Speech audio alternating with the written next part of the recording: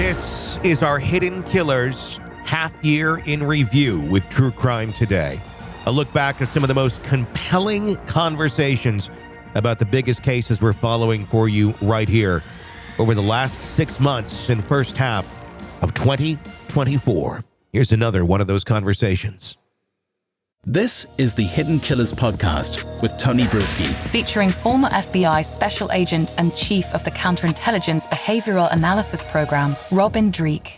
The trial of Chad Daybell continuing on, and in the last week, we saw a lot of Chad's children taking the stand. This is a new thing. We haven't really seen much from them at all. They gave an interview, I believe, to 48 Hours a little bit over a year ago, confessing how much they trust their dad and believe that he was framed and he had nothing to do with this, which, you know, if that's your dad and you had a relatively good upbringing with him, in your mind, you're not going to want to think that dad is capable of what he's accused of doing. We're going to take a listen to some of that testimony. Joining me to discuss all of that, Robin Dreeke, retired FBI special agent. Last week with all this testimony, before we get to the clips, what's been your takeaway thus far? It strikes me the same as Alec Murdaugh's surviving son thinks his dad's the greatest thing on earth. Yeah. You know, and it's sad, but I think they're off in their perceptions, and you kids and their parents. Mm-hmm. You know, that's why we have them, because they love us unconditionally in most cases. Although, if you look at this case, on the opposite end of this, Colby Ryan, Lori's son, has walked away and said, "No, you did this, Mom." Yeah, you know, and it's interesting because as we've seen with the two of them, that's why my original theory on how defense was going to roll with Chad was going to be placing it on Lori, because Lori is a little more obvious of a complete nut job. I was going to say batshit crazy, but yes. Yeah. I'm trying to say as technical as I can.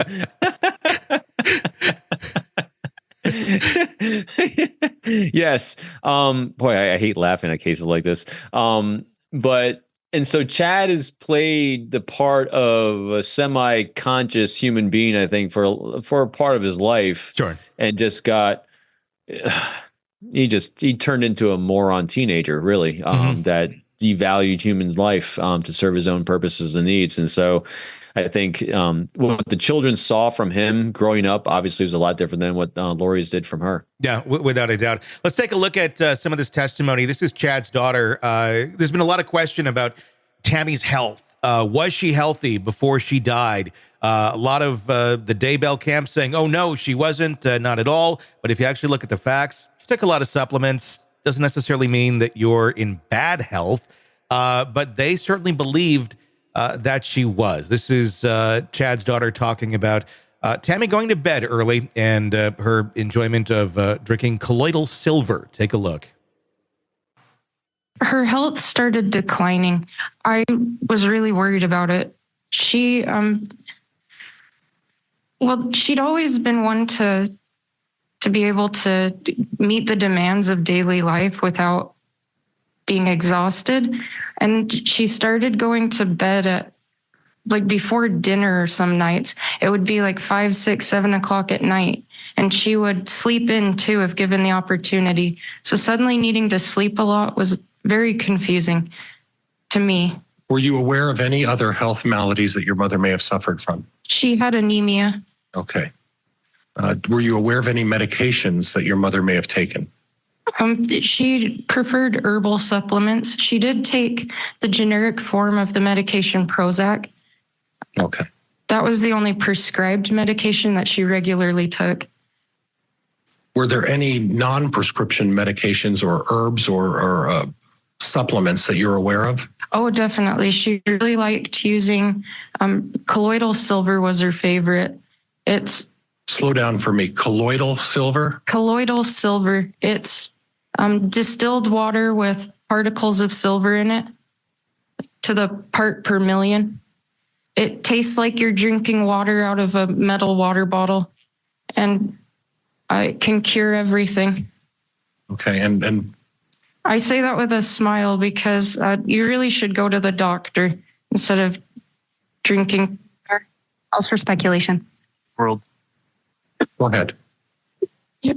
She would use colloidal silver as an antiviral, is what she called it. So anytime she felt under the weather, she would take colloidal silver and she would.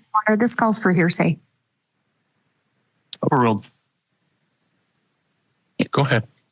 I witnessed her drinking it, and she would encourage other people in our household to do so. I believe Jim Bakker just got sued recently for trying to hawk colloidal silver as like the cure-all for everything on his YouTube channel. Yes, that Jim Bakker from Tammy Faye and Jim. Obviously, these are doomsday prep type people, so probably the type of folks who would call in and buy that as well. Thoughts on that testimony and what her daughter and Chad's daughter believed was going on with their mom. A lot of conditioning. Yeah. It just seems, doesn't it sound like a lot of conditioning there? I mean, yeah, it sounds like a robot. Yeah. She totally is bought into everything. I mean, bought into everything that was going on, bought into what their mother was doing. What I heard her describe her mother as is, again, I'm not a licensed doctor or clinician in this, but it sounded like some depression, no doubt. Yeah. That was going on. The sleep issues, that's the depression. So then the thing that entered my mind is what's causing that? Maybe dad sleeping with Lori Vallow. That might have something to do with the depression. And then what are you doing to regulate the pain you're feeling? What else are you taking besides colloidal silver? I mean, so there's a lot of things you could be ingesting into your body that could be causing that depression as well, which can cause mood swings and a whole host of other things because your husband is sleeping around with batshit crazy. Yeah, I agree. It's interesting watching the testimony of these kids. Let's take a look at another. Go ahead, isn't it? It's completely. It's disturbing. It's sad. But what we're looking at, I think, is a lot of, like you said, conditioning, and kids who are also brought up not to question anything either. Yeah. So what we're seeing with the kids right there, in my opinion, is you're seeing a part of his cult. Mm-hmm. They've been groomed in this cult from a very young age.